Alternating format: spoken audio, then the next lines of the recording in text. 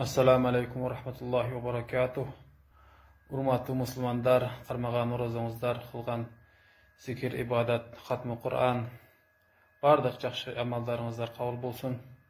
Qoş Ramazan deb, Ramazan menen qoştoşabыз. Emki жылqı, andan keyinki жылqı bardıq Ramazanlarda kütөбүз çydamsыздык menen.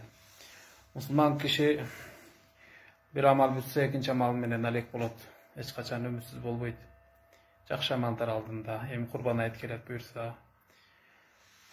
Айт жөнүндө айта кетсек, Орозо айты bir күн эле болот. Эртең 24 май Кыргыз Республикасында Орозо айт майрамы белгиленет.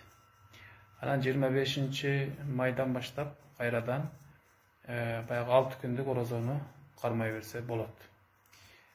Суроолор түшүп атат, 3 күнгө созулабы, качан кармай баштасак болот деп. Ал 3 күнгө созулган тиги Курбан айт. Чоң айтта 3 күнгө чейин мал сойгонго, 3 күнгө чейин жанагы такбир ташрик айтканга ошондой. Ал эми Орозо айт болсо 1 күн эле болот. 25 майдан баштап эрте мененки ушул эле календар менен багымдатын убактысы киргенге чейин оозду жаап, шамдын убактысында оозду ача бересиздер. 6 күн Орозо кармаган 1 жылдык сооп толук болот деген. Кантип 1 жылдык сооп ошол 6 күнгө эле жазылып калабы деген суроо болот. Жок. Bir amal kılsaňar 10 sooп berem degen Allah Taala.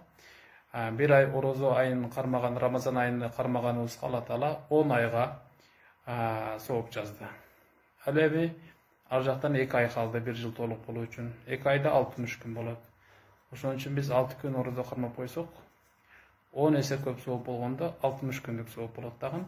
Дагы 2 ay толук болуп, 1 жылдык сооп толук болот. Ассаламу алейкум ва рахматуллахи ва баракатух.